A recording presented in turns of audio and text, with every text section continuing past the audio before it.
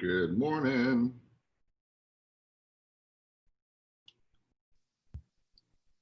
Good morning. What's up? What's up? Just another beautiful Monday morning. I'm losing my voice because I was screaming at a bunch of 7 to 10-year-olds over the weekend. There you go, coach. That's the way to do it. All positive things. All positive things. Got to keep it positive. So that'll be our mantra for today, too. Let's keep it positive. Keep it positive. That's right. So I know you got some cool questions. I got actually some interesting ones sent to me last night. Because once you send out that I was doing it with you, I got some interesting emails, some questions. So well, we can start with whatever question you want. This is one of my favorite ones because, guys, let me remind you about something that I think we need to be reminded about. This market is the best market you're probably ever going to see. Okay. And I'm the eternal optimist. And I'm telling you, this is probably the best market you're ever going to see, especially if you're a listing agent, right? Because if you're a listing agent that likes to get deals closed quickly, this is by far the best time ever. But when times are like this, we have to step up our game. So one of the questions I had last night was about agency and about countering in multiple offers. And these are some things that are coming from our coaching sessions that I'm doing too. So this was interesting. So let me put the scenario out there. You've got a listing and you priced it right and you got a ton of showings, and then consequently you get 3 or 4 offers that come in. What do you do? How is the best way to handle that? And I want you guys to think about this as a system. So a lot of times we're like, yes, this is awesome. But now is when we get paid, because here's the distinction. Pay attention to this. If you were at Coldwell Banker, for example, you could not respond the way that we're going to talk about responding right now, because of the difference between single agency and transaction brokerage. Okay. So if it's my listing and I have offers from a co-broke, my whole world changes on how I actually respond to these offers. If I'm a transaction broker, I look at them and I say, okay, well, let me hold your hand, let me hold your hand, and let's do a little kumbaya circle and let's figure out how we're going to get this deal to come through. I'm not going to be working towards anybody's favor. I'm not going to be loyal to anybody. I'm not going to try to get you the house. I'm not going to try to get you more money. I'm not going to try to beat up the seller. I'm not going to beat up the buyer. We're just going to hold hands. We're going to have a group hug. So let's just hug this out and see how we're going to make this contract go through. All right, that's great. That works. It's nice. It's fun. It's sweet. I'm actually warm inside just talking about it. Okay? So now let's say you're a single agent and multiple offers come in. How do you respond now? Interesting. Well, yeah, legally, I mean, you're in a completely different spectrum. And here's why. Here's the simple line. There's 4 things, right? Full disclosure, obedience. These are my 2 favorites right here. Loyalty and confidentiality. Loyalty and confidentiality. So let's take loyalty into place, because this is how I operate in my head. All right, so offer comes in, protector mode goes up. How are you trying to screw my seller? What are you trying to slip by us? And how am I going to beat it out of you? And how am I going to get the best possible deal for my client? Right? This is how I want you to start thinking. And because this is how we're going. All right, so now let's say I'm a single agent. I've got 3 offers on my listing, and they're all from co-brokes. And so now I'm going to evaluate one by one. So a couple good examples in this question. Number 1, let's assume you're one of the co-brokes. That position is one. See how important it is to make your offer perfect, right? The perfect offer. Let me respond to this. Let me remind you guys, what is the perfect offer? So Puma, you and Courtney found a house you love, and you said, we're moving, we really want this house. I said, okay, guys, the only way I can guarantee you're going to get this house is to go above full price, put all of the money in escrow, remove all contingencies, close tonight. Okay. And you give me those things, I will get you that house. The moment you back away any one of those items, you get weaker and weaker and weaker and weaker and weaker. So when you say, well, but why don't you give them $500 in escrow 3 days from now, right? Wimp, right? Let's beat them up 40 grand on his price, wimp, right? Let's close in November, wimp. Let's make it contingent upon my house closing in Iowa. super weak, right? I want you to understand what you're actually doing versus the perfect contract. So when I'm on a listing agent mindset and I'm looking at these offers that are sitting here, I'm saying, okay, which one's closest to the perfect offer? Let me look. How many of them are cash? Okay. Well, first of all, what's the price? Right? Not always the most important part, by the way. What's the price? How are they going to pay it? Where's the proof of funds? How much escrow? How long is my inspection period? When are we closing? And what are the contingencies? Right? So I'm going to stare at every single one of these things across the board. Then I'm going to say, okay, none of them are cash. Great. All right. Well, what type of financing are the other ones? Well, I got a conventional and I got an FHA, and then I've got one that didn't even check anything. Right? So weak offer, bad agent. I'm just going to automatically cash you off to the side. Now you look at the conventional, you look at the FHA and the VA. What are the problems? The guys, you online, type in here, what is the challenge to accept an FHA or a VA versus a conventional? Right? What are the biggest challenges that we have?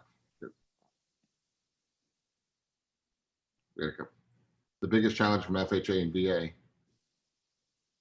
While you're typing that in, I'm going to read, James. In my market, I'm seeing transaction brokers asking for highest and best on aggressively priced listings and setting a time frame for response. Is this a slip into agency or allowable here as transaction brokers?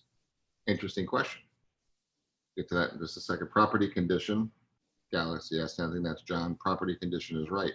Restrictions with repairs that are required for appraisals. Yes, closing costs and appraisals, condition of the property. Got it. Tougher appraisal. They have little skin in the game and their inspection's harder. Thank you guys for the feedback on this one. All right, so now you're the listing agent, and I'll get back to yours in a second, James. You're a listing agent, and now you see a conventional versus an FHA or VA. And first glance is, FHA and VA, too much red tape. There's a lot of things. It's a higher appraisal, less skin in the game. Their inspections are going to be tougher. Let's just table him, and let's see how we can go to conventional. So think about this. So if you have a buyer that's FHA, do they have to be? Do they need to be? Have you talked to their loan officer? See, the important part of this one, it always goes back to get into the game and understand who you're representing and get into that conversation with that loan officer and say, hi, Joe Wilson, I see that you're the loan officer for Mike and Courtney Puma. I want to talk to you about them. Looking forward to closing a deal with you. If we can get this to come to terms, tell me about the scenario. Have you pulled their credit? How are they have they actually paid their application fee? Have they done their application? Have you pulled their credit? Have you seen their pay stubs? Where do they sit? Right? I need to know this because I'm not going to advise our seller to do anything until I have the clear full picture. And so I noticed FHA, do they have to do FHA? Are closing costs critical for them? I see that they're asking for closing costs. Do they need it or do they just want it? Because we're in a multiple offer situation. You're probably not going to get a closing check if we can get this deal together. So how are we going to put this together? And let's talk. See what I'm doing? Totally aligning with the loan officer to figure out what's in my seller's best interest here.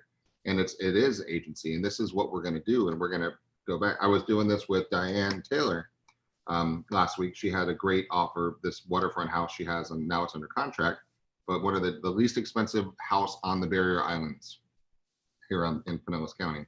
And it was like mid $400,000, borderline tear down, renovation, nice lot right in Madeira Beach, looking at sunset, great lot, good price. Offers kept coming in.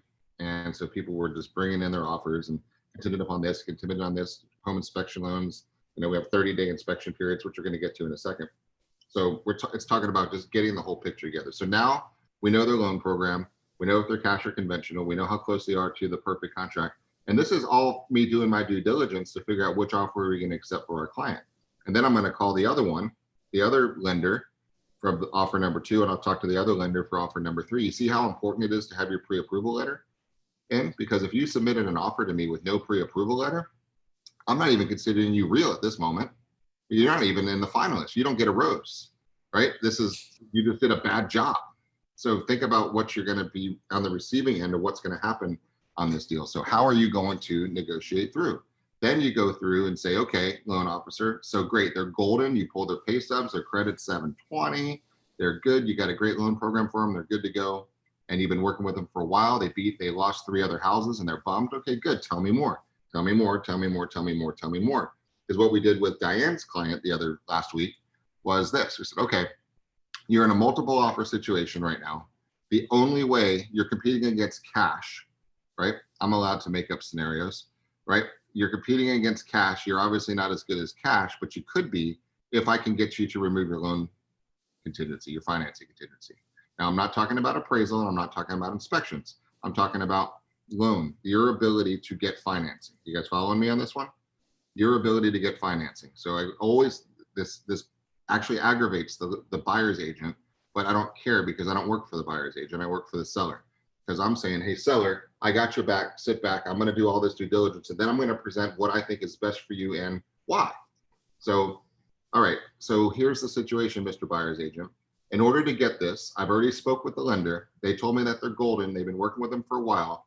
They're as good as you can possibly get, which I love. So here's what we're going to do.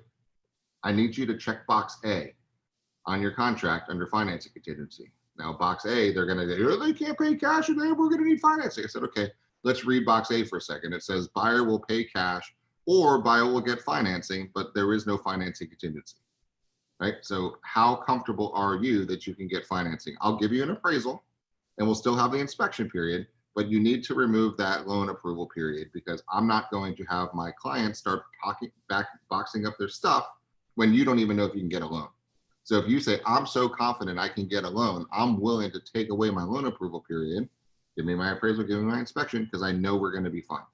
Right now, that puts serious pressure and it pisses off the other side, guys. And I know you're probably thinking, if you did that to me, I'd be pissed off too. Good, right? Because I've got an agency hat on and I got multiple offers to try to figure out what is the best offer I can present to our seller.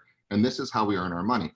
Do you think a FSBO would be impressed to know that this is how you handle offers as they come in? Do you think your friends would be interested to know how you negotiate, right? Do you think that this is what we deserve to be delivering to our clients? 100% yes, right? So it is really get into it and start doing it. So that was a long answer to how do we handle with agency multiple offer counters, right? And the simple answer is with strength and with conviction and with passion and with loyalty. And understand where the loyalty goes, guys, and it's completely to our client. So I wanted to talk about that one, hold their feet to the fire and just do it. So long answer, short question, but I think one of the most important, timely issues we're dealing with in the marketplace right now.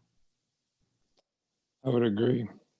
And I think even understanding from a buyer's perspective, obviously it's tough, right? You know that almost any offer you put in is also going to be competing against multiple other offers. So knowing that going in, setting the right expectation with the buyer to remove as much as you can on that side to say, hey, listen, if you really, really want this house, this is what we're going to have to put together to have a real shot.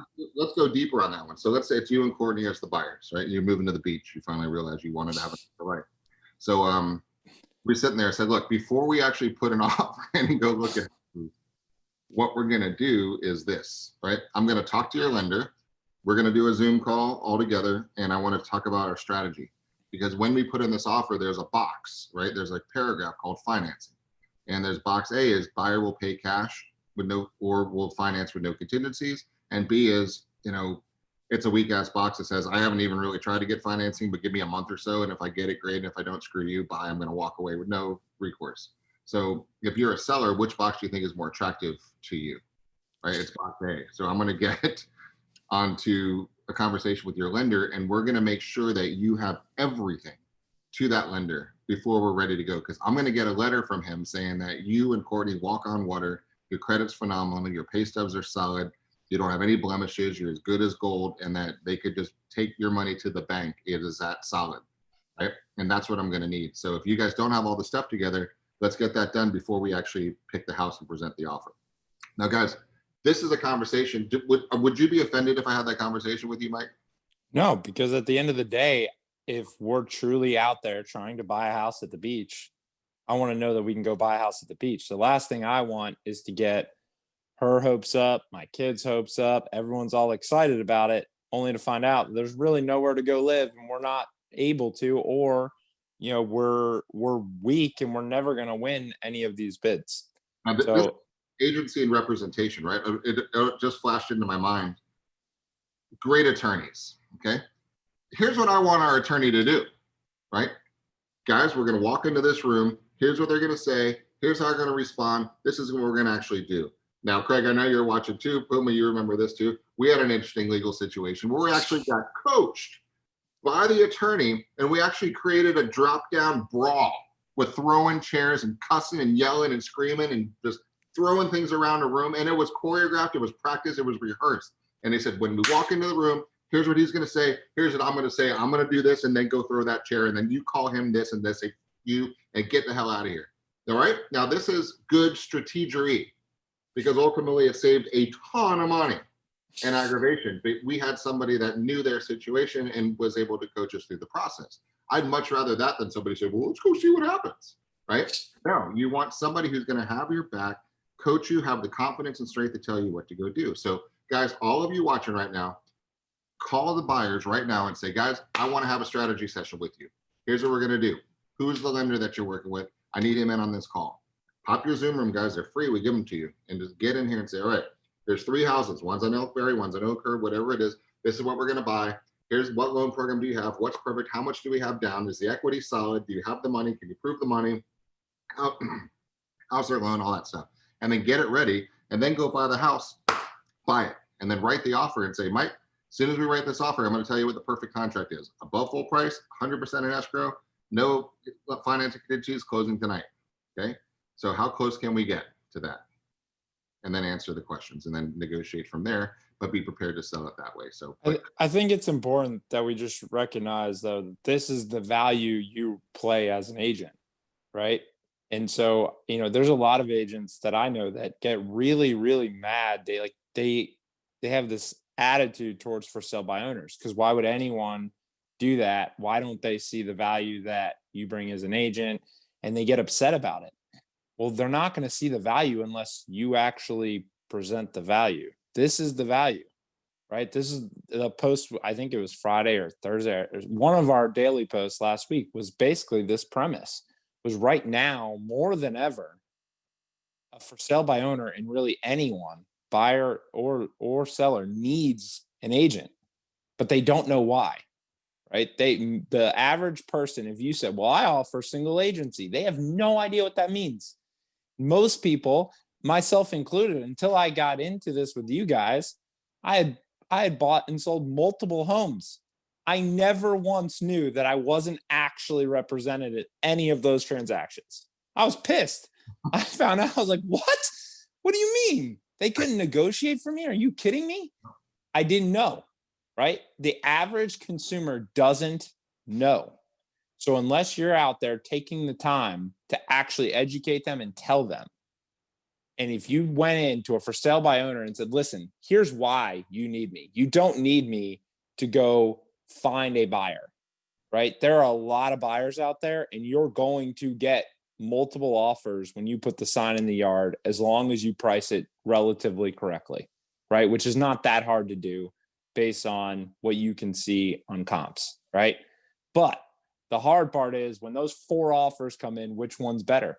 How do you deal with them, right? And the reality is you can get in a lot of trouble very quickly if you don't handle them properly, if you don't disclose the right things. So that's the value. And you have to, just as Jeff did earlier, you've got to be able to tell that story in detail of exactly how you're going to guide them through the process, because that's the real value. It's not putting a sign in the yard.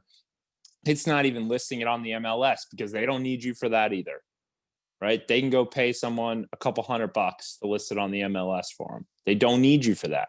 So if that's the only value you're trying to bring to the table, you don't have any value, right? I mean, that's the reality. You play zero impact on that transaction unless you're prepared to really know your craft and do everything we just talked about for the last 15 minutes. It's even worse than that, because if you are thought about as a real estate agent, right, it's terrible. I bet you the imagery that they have about real estate agents is not very powerful, right?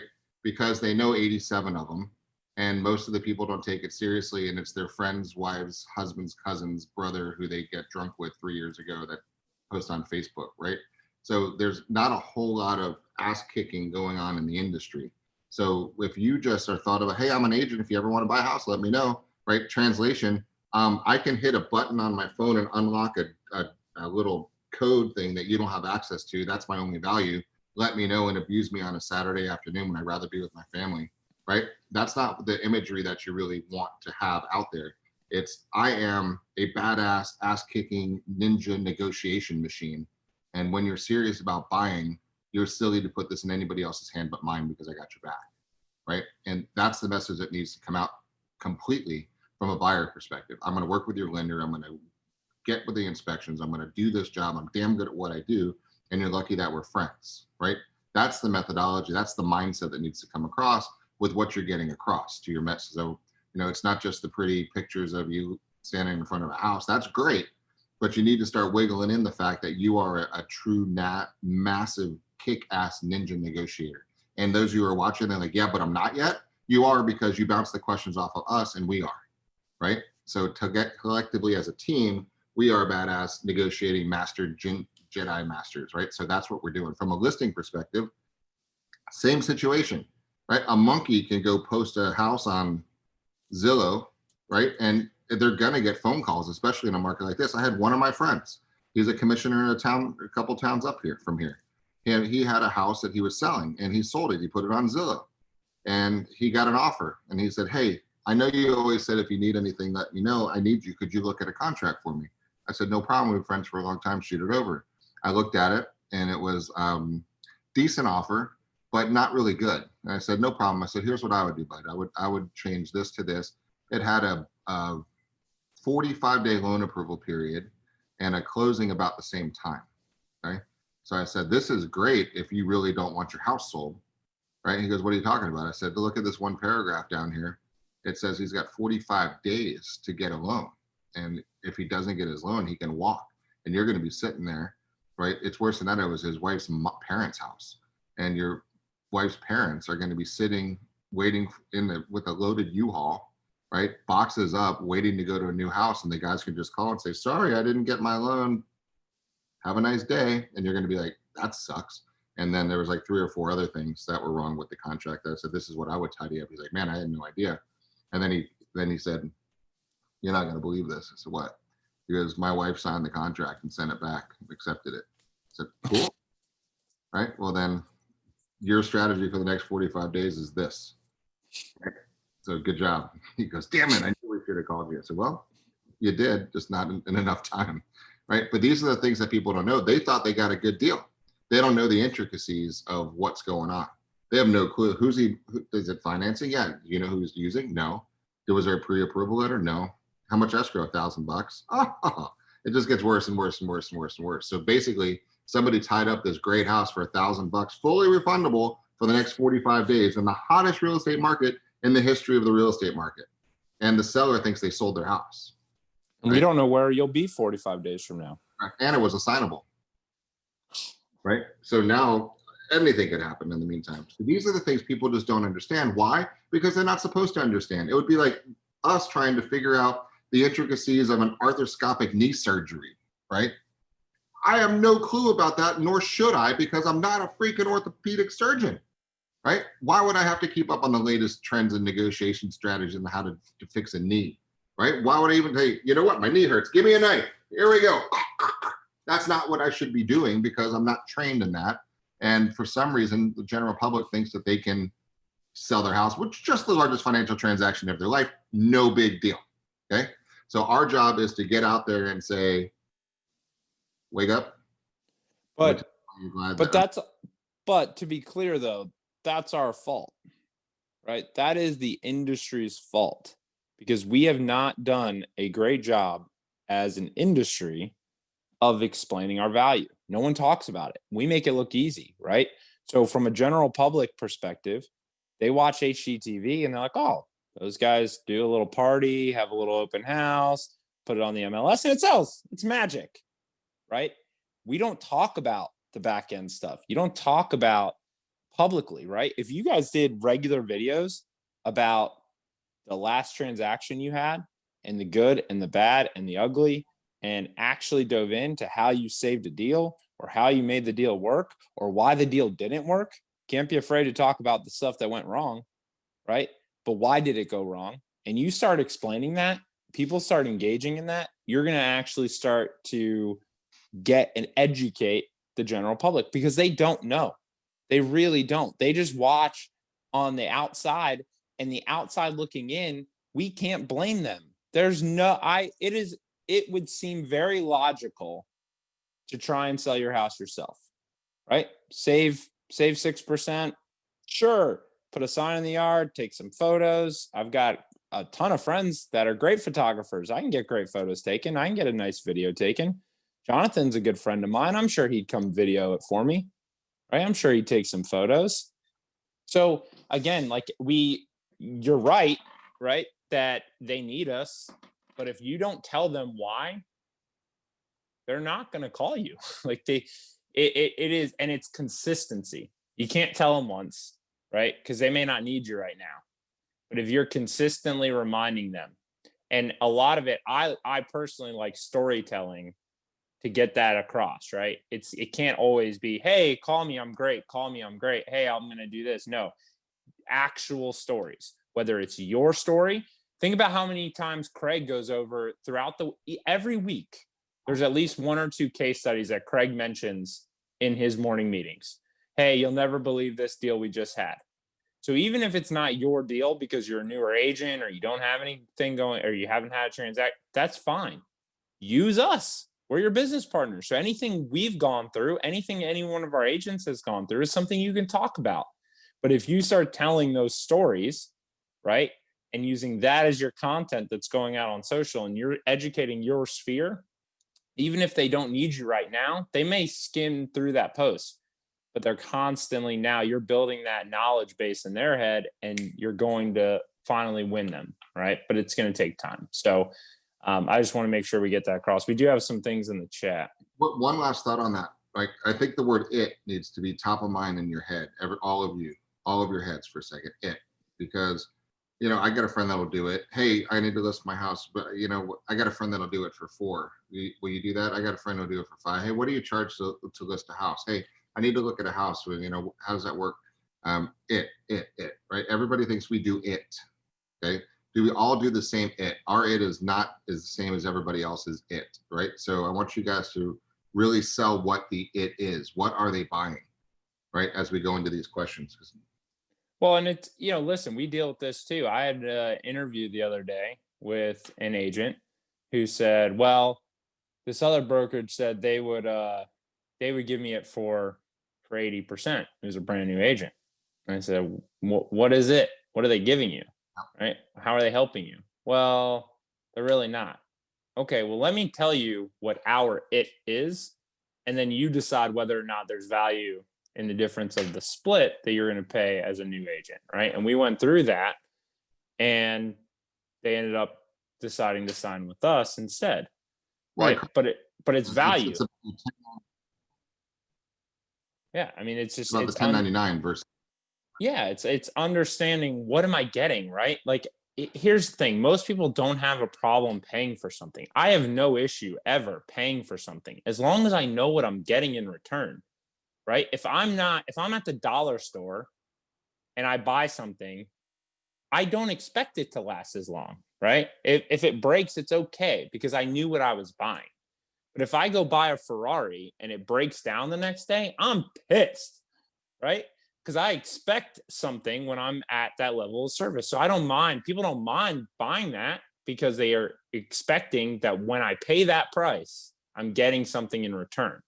The problem is whenever you're trying to charge me and I don't see the value, right? And so you have to make them see the value and value, and that's the key, right? And so you've got to storytell, you've got to explain why, you've got to sell me on the value of what you're delivering. And as long as you do that effectively, anyone that does not want to pay you for something, they have not seen your value. Period. End of story. And you've either done a really bad job of selling it, or you're trying to sell something to someone that's never going to be sold and you need to move on because it's a waste of your time.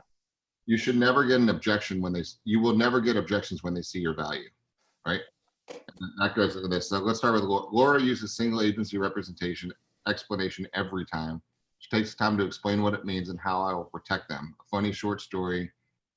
Here, she competed with an agent that wanted to list at 4%, and after my explanation of representation, they actually sold with us too, right? So that's the whole question. James is asking, how do we approach out-of-state buyers about transaction brokerage and get them to understand the difference? Is it wise to disclose this assumed relationship or not? 100% yes. That is like one of the first things we do in our buyer process right? When you look at the actual buyer process that we teach, is it's the pre-qualification script, then it's the handshake agreement, right? The handshake agreement is basically saying, I'm going to do all of these things for you, right? And all I ask of you is get financially pre-approved with somebody I'm going to work with, and then don't cheat on me, right? But most of that conversation is, here's all the things I'm going to do for you: full disclosure, obedience, loyalty, confidentiality, and all these things. Absolutely.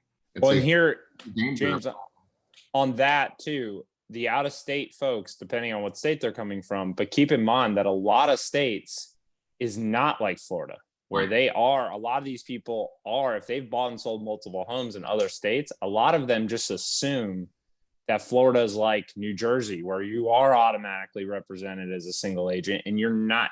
There's a lot of states like that. So they may have that in their head that, wait a minute, I've lived in Ohio forever and sold 17 homes and I've always been represented. So you bringing that up, that, hey, by the way, most Florida agents, right, are not going to actually represent you by state law here. This is how we do it, though. They need to know that more than anyone. But so yes, A real life situation that I know you guys are facing, because I hear it all the time. You work with a buyer, whether they're from Zillow or whoever they come into, and they say, I really just want to work. Oh, you're not the listing agent. I only want to work with the listing agent. And well, why do you want to work with the listing agent? Well, because I know I could beat them up for 1% or 2%, because they're going to double side the deal. Okay.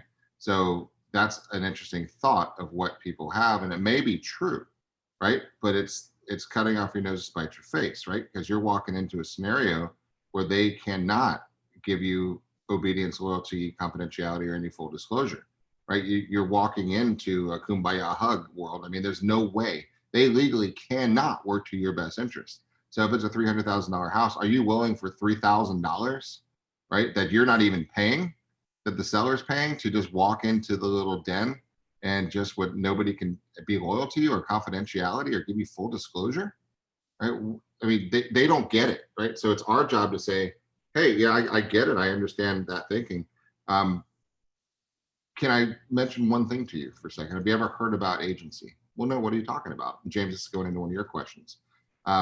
Here's the way I like to explain it. There's two types of agency, two types of representation out there. There's transaction brokerage and single agency. Now they're just different. Okay? Single transaction brokerage is, I kind of call it the referee, right? They're going to sit in the middle on both sides, make sure everyone's kind of playing fairly and just making sure the game happens the way it's supposed to be. They can't take sides. They can't just call for one team. They have to just kind of play it out. Okay, so that's transaction brokerage. The other side is, flip the hat around, it's a protector, right? And that is the side that says, you're not getting anything over on me. I'm going to make sure that I watch out for you. I've got loyalty, I got obedience, I got confidentiality. So you got a choice. Transaction brokerage is the referee, and single agent is the protector, right? You get to choose which one you want. Now you got to be careful, because you can't slam transaction brokerage too badly, because what if they want to buy one of your listings? Because now you got to switch over to transaction brokerage, right? And if you're selling one of the company's listings, you're now transaction brokerage. So you got to kind of watch that scenario. You've got a listing, right? And one of our agents brings the buyer, your transaction brokers. Somebody walks into your open house, wants to buy it, your transaction broker now. So you got to really clearly understand the difference. But I wish we had the problem, Craig does too. I wish all of our deals were double-sided. They're not. It's a lower percentage than we'd like it to be. So most of the vast majority of the time, you're going to be able to put that single agent hat on and then go to Matt for our customers that way. So referee, protector, good way to kind of distinguish them in your brain there. absolutely. Okay. James said, as part of my marketing, I want to do what Mike is suggesting. First video I want to do is about TMV versus agency, or transaction broker versus agency, sorry, and compare and contrast. Absolutely. You have to tell the difference, right? You got to explain to the general public. The other thing is, we have that 11 questions that it's in .loop, right? Yep. As part of the deal. So I would use that 11 questions on any listing presentation. Obviously explain it when you're there, but make sure, especially if they tell you that they're interviewing other agents, great.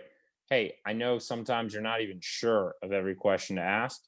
Let me leave this for you. These are 11 questions. I think I've answered them for you, but make sure that you ask everyone you talk to these 11 questions, because one of them is, how are you going to represent me, right? Goes into single agency. So I would highly recommend using that sheet or a version of it to make sure that they're asking those questions. Because again, guys, the general public does not know to even ask this question. So if you don't pose it and make sure that they're asking every single agent that they're talking to, even if they just just told you they're going to use their Aunt Sally because she's their aunt, right? Oh, well, that's awesome. I love my family. I love my aunt too. Do you know how she's going to actually represent you though? Because I know she's family, but legally, do you know how she's going to represent you? As you That mentioned, question, that question alone will put a little bit of doubt in. Like, wait a minute, what do you mean? She's my aunt. Of course she's going to represent me. No, doesn't matter, right? Now, if she's willing to risk her license and tell you things that she's not legally allowed to tell you, then I can't stop that. But let me explain the legality of what's going to happen, right? Just posing that, that might give you an opportunity to win a listing that you never would have really had a shot to win otherwise. So we got to be using this to our advantage, but we've made it easy. There's that 11 questions that you can leave behind. that's a great leave behind, by the way. It really, really is. I like this one. I use single agency every time I compare us to compare it this way: a specialist versus a general practitioner, right? A primary doctor versus a specialist, right? And this is a great way. You gotta be careful because they're going to flip around on you sometimes. But when you're in that scenario where it's appropriate, I love this. I love drawing that distinction between you go to your general practitioner when you just have a cough, right? And they're going to take care of you. It's going to be good. But when you've got something serious, you don't want your general practitioner working on your knee, right? You want him saying, let me refer you to the best of the best, and here's who we have. And oh, your ear, you know what? I'm not going to dig around in your ear. I'm going to send you to the ear specialist, right? You got something going on with your eye. I got a spoon here. Let me dig. No, don't do that. I want you to send me to somebody who really spent years becoming a master of their trade of eyes, please. Right? That's the kind of the difference. So when you get into real estate, you got your general practitioners and then you've got your specialists. When you're serious about buying a house, I think you deserve full disclosure, obedience, loyalty, confidentiality, and a Jedi ass-kicking negotiation master. That's just me, right?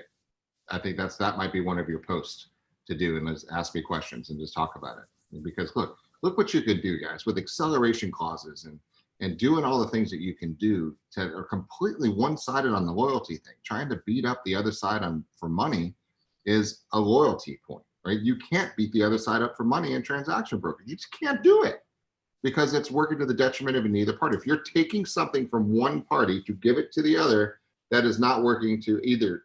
That's working to one's detriment. So you've got to watch how we present this thing, guys. It is so powerful. It's such a powerful tool. I'm glad we kind of get into a good dialogue on that one. I want to address James's last comment real quick. James, my opinion is you make the statement in there, I use concierge function. I want to find the ideal property, but often it's not in my best interest. I would argue that whatever is in your client's best interest is in your best interest. So whether it's 2.5 or 2.75, that's the disadvantage sometimes of being a buyer's agent, right? You want to set your commission, go be the listing agent. If you can bring enough value and demonstrate that value and go and say, hey, this is how I run my business, buyer. I'm paid 3%. So I'm happy to send you every single listing. If it happens to be offering, we're going to have a conversation, because if they're offering 2.5%, I'm going to ask that you pay the other 0.5% to me, because I deserve the full 3%. And here's why. If you can get them to do that, that's fine, in my opinion. But not sending them a listing that is in their best interest because you don't want to take a cut in your commission, you're walking a very fine ethical line there. And, at the end of the day, what's that client really worth? That one commission, right, is not worth fighting that over 0.5% or 0.25% in the long run, right? Because at the end of the day, if they found out that there was a better property that you didn't show them, think about if they knew that. If you didn't show them a property. Here's the thing, Mike. If this were 1995, have at it, right? Because we actually held the keys to the real estate industry, right? Sure. Now we just don't, because while they're sitting in the back seat when you drive them around, they're on Zillow hitting the around me button, and they're seeing everything that's popping up, and they're driving right by a sign, and they're saying, well, that's not on our list. Oh, interesting. And they click on it and they're like, hey, Shirley, check this out. Let's call these when we're done with this guy. right? This is what the reality what's happening. Every commission, guys, every buyer is worth 130,000 bucks. So please delete that from your brain. Please delete that from your brain, because when commission breath thoughts start coming into your head, you're not only not going to get the deal, but your whole business is going to implode, right? When you come out, you got to come with a service mind. If you think it's a good house, sell it to them. You're going to get their cousin, their neighbor, their brother, their mother. Now, because other agents aren't seeing their value, that's a bigger problem, but don't let that do it. Just show it, sell them everything. Now, here's the thing that we can do. And I do this verbally. I tell the agents do this verbally because you can't mess with the MLS offering of compensation. Can't do it, right? That's a code of ethics deal. If somebody's offering, one just came up the other day in our market, $1 is the code. Right? I don't want to drive over there and just bitch slap that agent for even just putting that in there. $1. $1 is the code broke. Okay. But here's the reality of it. It's illegal or it's unethical. I could be brought up on ethics charges from the board if I try to sell that property and ask for more than $1. It's the rule. Okay. Now now it's Craig, cover your ears. Right? Here's the reality. I can call that guy and say, calling is not in writing, and it's just the way things can be done verbally, right? Say, look, I've got somebody in mind. I'd love to show this property to you. What you're offering is unacceptable. Is there any way you think your seller would change this to be something that's attractive? Okay. Would you please chat with the seller? Now, see how I did that in a nice way. I'm not demanding it. I'm not trying to change the offer of compensation. I'm just asking a question, right? Is it possible? Could you get me something from the seller? Look, I'm not saying a deal will come together, but if it were to, would you just negotiate in the commission so we can actually make it worth our while to go do that? That's a verbal conversation. Have at it all day long, right? But you cannot, in writing, try to modify your compensation out there. So try to be tactful. Remember, mirror and matching, VAK, DISC, try to work with the other person. Listen, that listing agent wants to get a deal done too. It's not their money. And say, look, I really feel positive I got somebody this might work for. Let's just try to see if we can work this out and try to do that. Do it verbally. That's not a text message. It's not an email. It's not traceable. It's just, that's it. So Craig, you can unearmuff yourself now. Okay. So there's many buyers, many buyers, I can't have that conversation because they're not agent loyal. Well, they're not agent loyal because you haven't sold yourself as a reason to be loyal to you. Okay. Yep. And that's the reality, guys. They may be getting listings from many different agents, of course, and you want to protect yourself. So, all right, if you really want to do it, there's the buyer brokerage agreement, which is a rock solid contract that says if you buy anything, I'm going to get paid no matter what, and I'll sue you if you don't, right? It's not the warmest, fuzziest way to enter a relationship, but it's a real one, and a lot of people are doing that one. I just think, James, you need to come out and just say, I want to interview for the job. This is, guys, here's your script. Mr. Johnson from Ohio, there's a million real estate agents out there. You've got your pick of a million different people that are licensed. I would love to interview for the job to show you my differences, right? Give me just a couple minutes to explain what I do for my clients. And if you think it's something you want, I would love that. Actually, it's our handshake agreement, guys. I'm going to do all of this stuff for you. I ask you two things: get a pre-approved with a lender that I can work with, and two, don't cheat on me. But if you're not having this conversation, they're not going to be loyal to you because they don't understand how you work. They might think we're on salary, guys. Most people don't care how we get paid.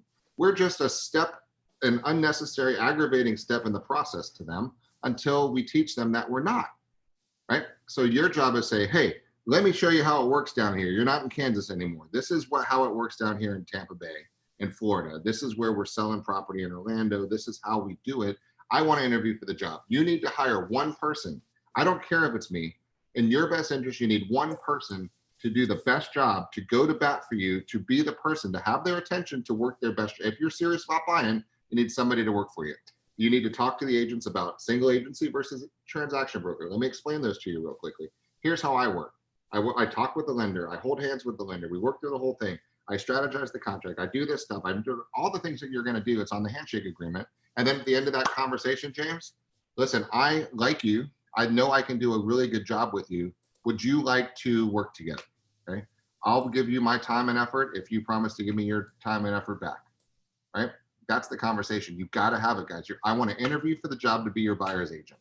If you're not saying those words, guys, you're wasting their time and your time, and you're just one of 17 people that they're clicking through on the path to their new home. And they don't know the difference, guys. So don't let them fall in inferior hands. stop their scroll and say, let me interview for the job, guys. That's going to be the biggest thing that you can do. And Brian, great point. Also, most buyers don't know that our services are free to them. That's right. The sellers pay us. Sellers, I love this. The sellers pay us as a single agent to come in and beat the crap out of them, right? 100% against their best interest to the one interest on our party, and they pay us for the privilege of doing that. What a country. Love it, right? Explain that to the buyers. I find that once I point this out, their guard immediately goes down. Of course, because they know that you're actually in it for them, right? You align. And guys, this goes back to the beginning of everything. We're in the people and communications business. People want to do business with people that they like. Do they like you? Are you good at what you do? And do you care about them, right?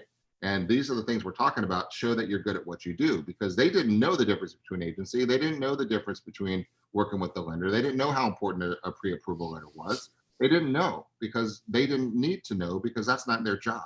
So that's our job, guys. I love this. And then, are they visual? Are they auditory? Are they kinesthetic? Are you paying attention, guys? Are they high D's? Are they I's? Are they S's? Are they C's?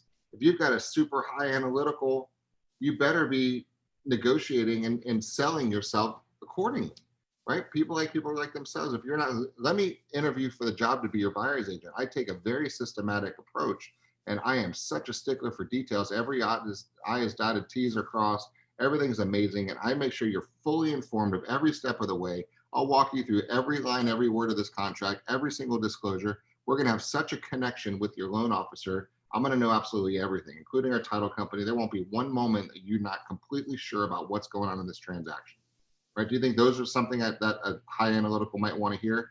Of course, okay? Are you doing it? And I venture to say probably not as good as you could be on your next version, right? So think about it. When you get the text from the client, take a breath, go into neutral. How are they typing to you? Is it D, I, S, or C? Is it visual, auditory, kinesthetic? That's how you start your conversation. And James, I mean, when they're coming back to you, feed it back to them. And once they start to feel that they have a connection and they see that, and then it makes sense and it just rings true. All the words I'm throwing out to you, visual, auditory, kinesthetic, they're going to say, guards down, just like Brian just talked about. I got you. I'm so glad I found you. I like you. I feel like you trust me. I feel like we're aligned. I trust you with my largest financial transaction. I'm never calling another agent. I hate talking to agents. I'm so glad I found you. Right? That's what you want from the backside of these conversations. Cool. I love these conversations in the morning. Good way to start the week. Absolutely. All right. Well, we kind of went down quite a path on that one. Yeah, we did. But I think it was a good one. Yeah, I think that was a good path to go down this Monday morning, because now you all are set up for the entire week to go have these conversations, go utilize, make sure you're utilizing these things on any presentations, any interviews you're doing this week. And buyer side and seller side, guys, it's exactly the same thing. Let me interview for the job to take care of you, right? I've got your back. There's nobody better. There's nobody stronger. There's nobody with more resources. There's nobody with a better team around them. Got your back. There's nobody with a better brand. There's nobody with a better brokerage. There's nobody with better leadership. There's nobody to do a better job than me, right? That's your message. And for buyers, sellers, your sphere, past clients, everybody you talk to, just do it. Well, and just keep in mind, guys, that one of the biggest things that most agents really struggle with when it comes to marketing is, how do I differentiate myself, right? Everyone has a real estate license. Everyone knows people who have the license. How do I differentiate myself? And people are out there trying to do all these crazy things. This is a very easy way to differentiate yourself. Very easy way, right? Because most brokerages don't even allow their agents legally to offer this. So yes, there are others, right? We're not the only ones, but this is a huge way. And even most of them that do offer it, those brokers aren't talking about it. They're not telling their agents how to actually sell it. So no one's actually out there talking about it. So if you want a way to differentiate yourself, you just got it, right? But you actually have to go in and use it now and tell people about it. Hey, managers, I know you guys are watching right now. Craig just buzzed in. Make sure you saw it. We are on for a manager collaboration call. So that is coming up at 10. So join in on that at 10 o'clock. So we'll be in Craig's room for that as always. So I think that's what we've got. 11 o'clock. 11. 11 o'clock. Good. So you and I got a 10. Boom, all right? Yes. All right. Well, guys, I think that's what it's a great way to start the week. Just go tell everybody that you're awesome in your own way, because you are awesome and you are amazing. And this is the best week you're ever going to have in your entire career. So just go talk to people and find out who's doing something in real estate and help them.